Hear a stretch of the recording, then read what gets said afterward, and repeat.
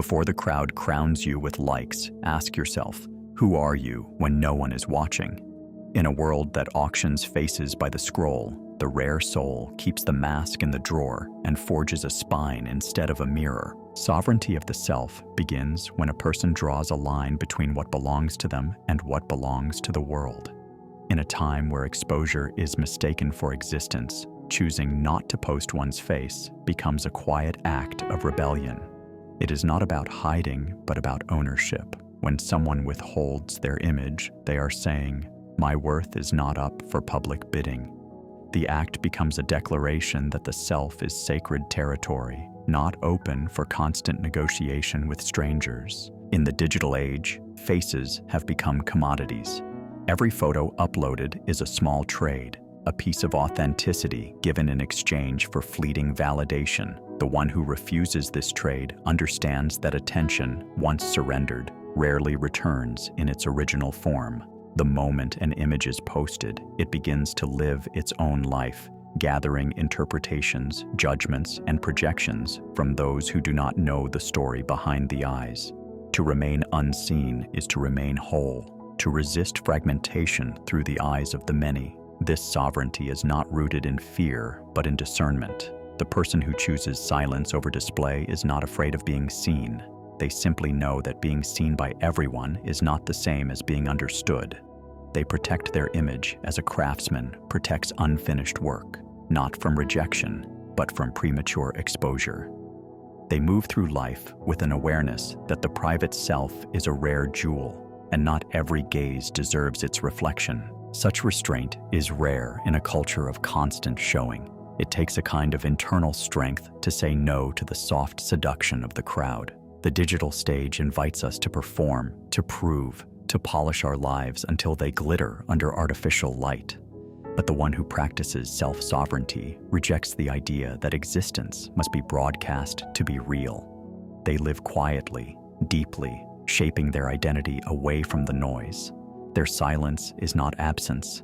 It is the hum of power that needs no applause. This sovereignty grows from the understanding that the world does not own one's story. Every image shared is an opening, and openings invite opinions. To remain closed is not weakness, it is control. The non-poster maintains authorship of their own narrative. They decide what is sacred and what is shareable, who is worthy of entry and who remains outside.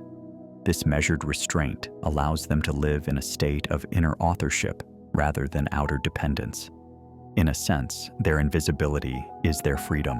When your reflection is not constantly fed to the public, your sense of self can breathe.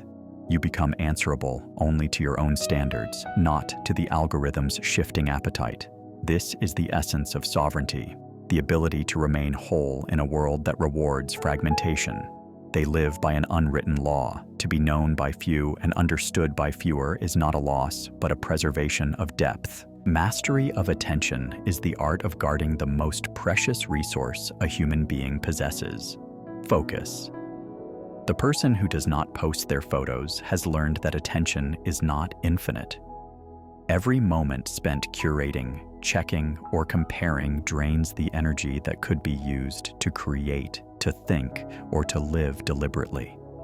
They know that attention is a mirror, and what you hold it toward shapes what you become. By refusing to scatter it across screens, they preserve it like water in a desert. In a world built to hijack attention, the non-poster stands as a rare architect of silence.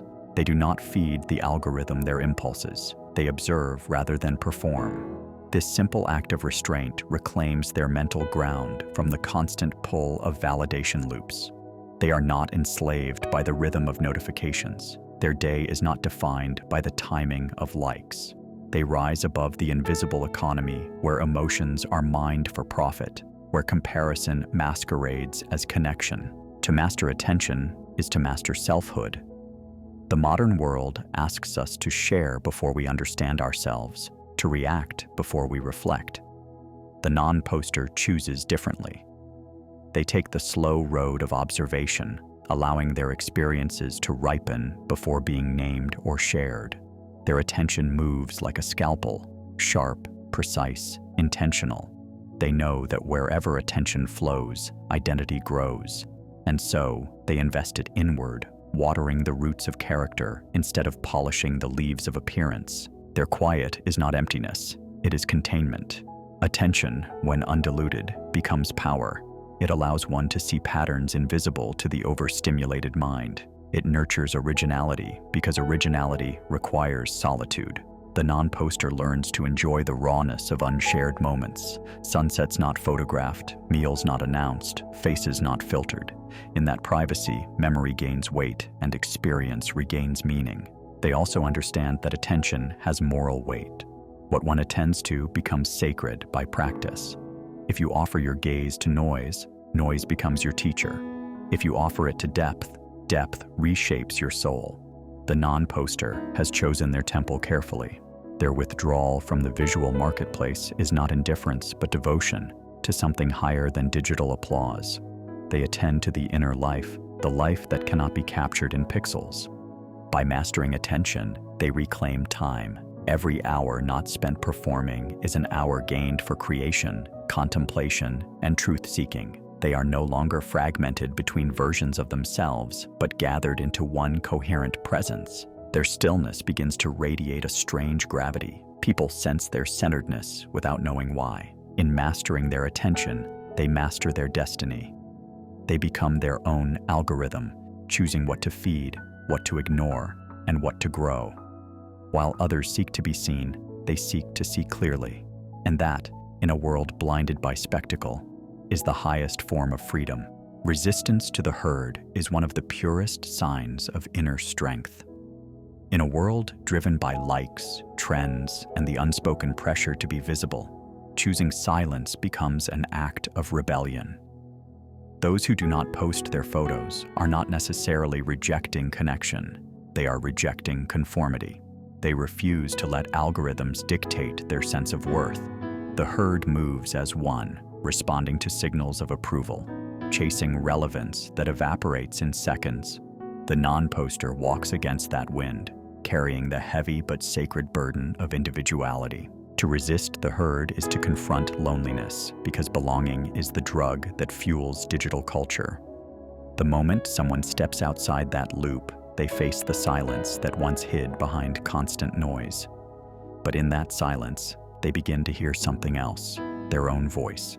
The herd fears silence because it reveals emptiness. The individual embraces it because it refines truth.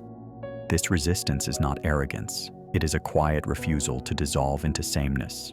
It is the courage to say, I do not need to be seen to exist. There is a strange comfort in the collective illusion of the online world. Everyone performs happiness, success, and beauty for the same invisible audience. It gives the illusion of connection while deepening the hunger for validation. To step away is to break that mirror. The non-poster stops performing for the crowd and starts living for the self. They no longer measure their moments by how photogenic they are. They live them fully, privately, without the audience's applause or judgment. Their joy becomes real again because it no longer needs witnesses. Resisting the herd also means accepting misunderstanding. The crowd does not trust what it cannot see. It asks for proof, for updates, for evidence of life. When none is given, it grows suspicious. But this suspicion is the price of freedom. Those who keep themselves unseen carry the peace that comes with not being misinterpreted by thousands. They do not waste their energy defending or explaining themselves. Their existence is their statement, their silence, their shield. The herd seeks mirrors. The individual seeks a spine. Those who constantly post are often reflecting the expectations of others. Those who remain unseen are shaping something solid inside, a core not built on reflection, but on creation. The non-poster's strength comes from within, not from the fluctuating tides of social approval.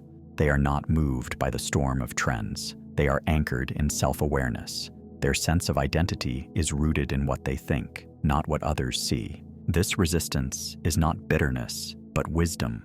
They understand that the herd's approval is conditional and temporary. Today's applause becomes tomorrow's indifference. They choose something sturdier, self-knowledge, discipline, and the quiet dignity of being unseen. They find joy in privacy, power in restraint, and clarity in solitude.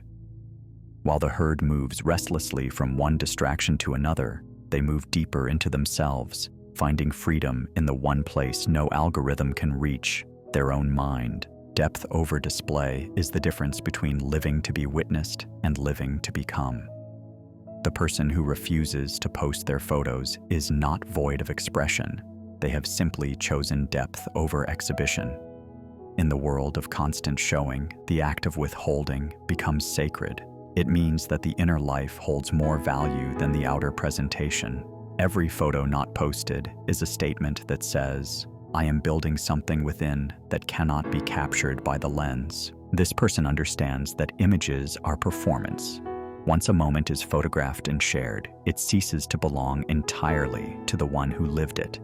It becomes a story edited for others' consumption. The non-poster chooses to experience rather than exhibit, to live the moment fully without the interruption of the camera. They are present because they are not observing themselves through the imagined gaze of an audience. Their joy is unrecorded but more alive. Depth is built in silence. In silence, thoughts mature without pressure, feelings unfold without judgment, and creativity takes its natural course. The constant display of one's life interrupts this process. When everything becomes content, authenticity fades into performance.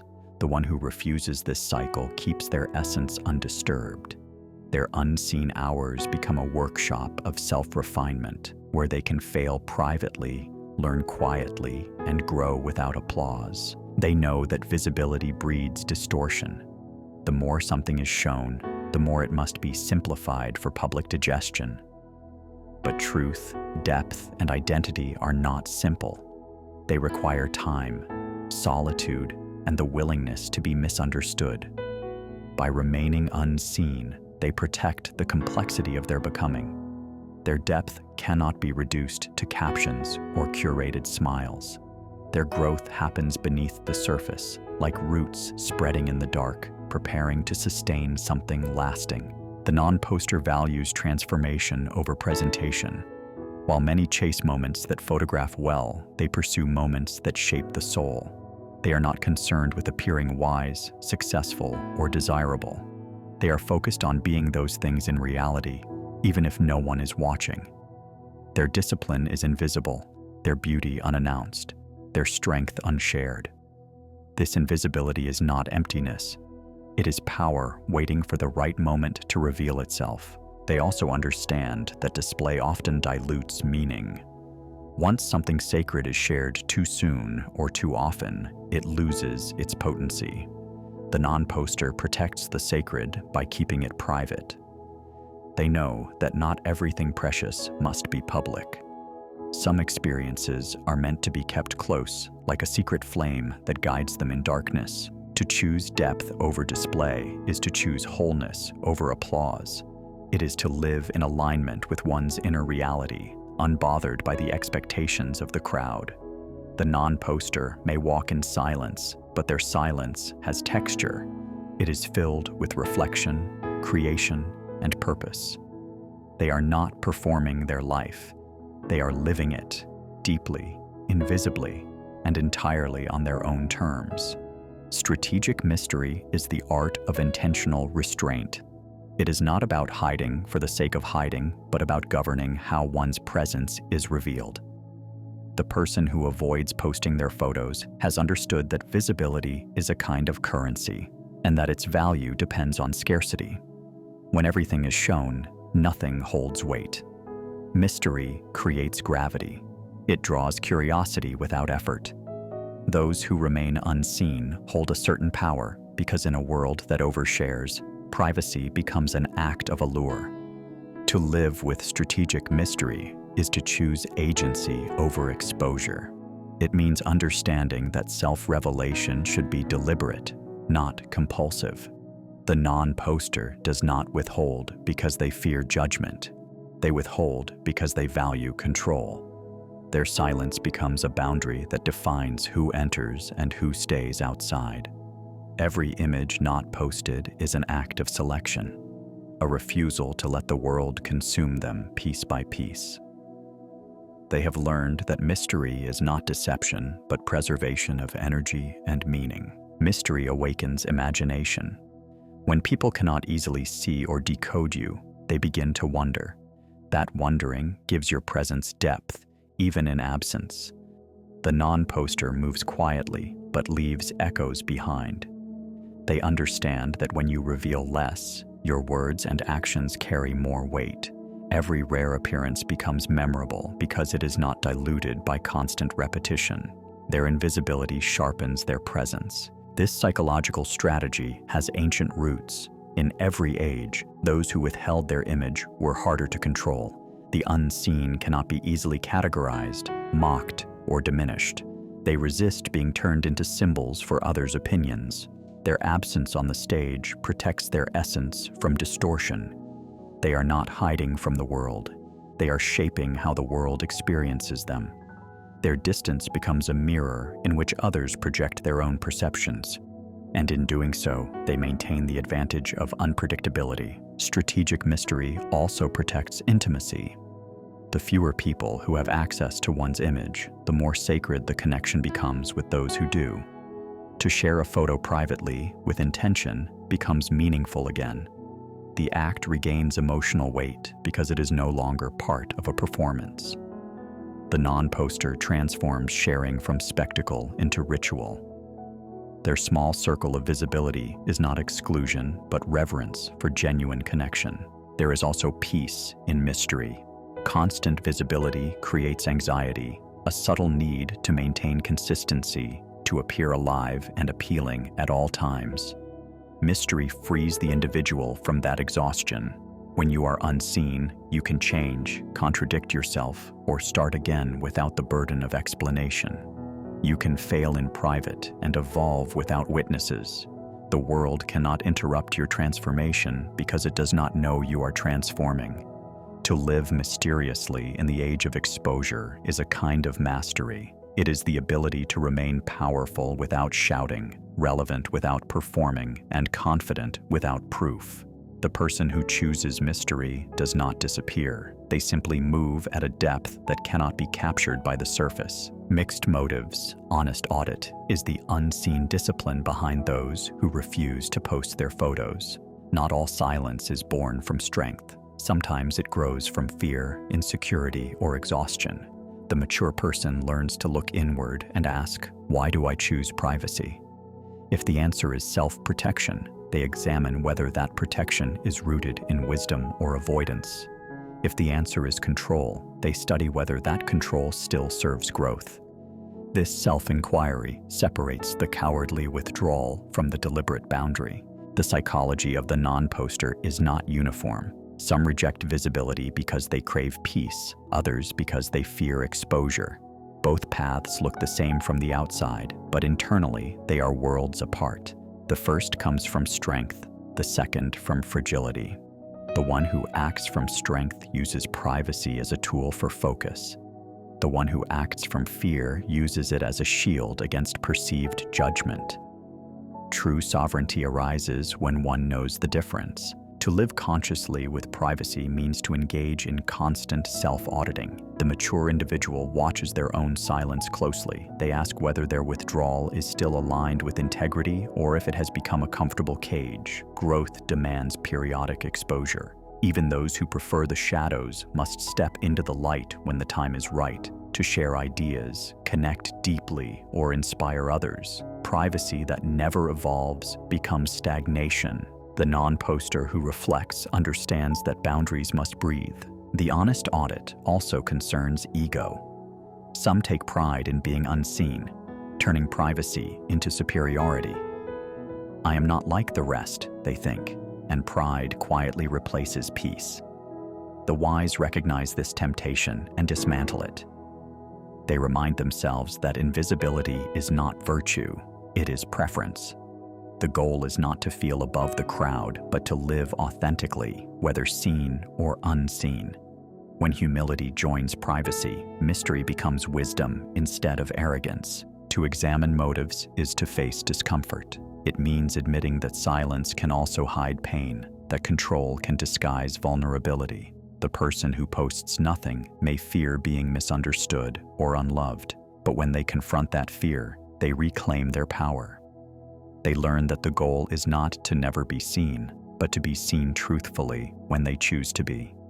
Their privacy becomes purposeful instead of reactive. This kind of awareness transforms invisibility into discipline. It allows them to open the door when they wish, without losing themselves in the noise. They build a balanced relationship with exposure, enough to connect, never enough to dissolve. This is the psychology of those who live with conscious privacy. They are both guards and gardeners of the self. They guard their peace from intrusion, yet they cultivate openness where growth demands it.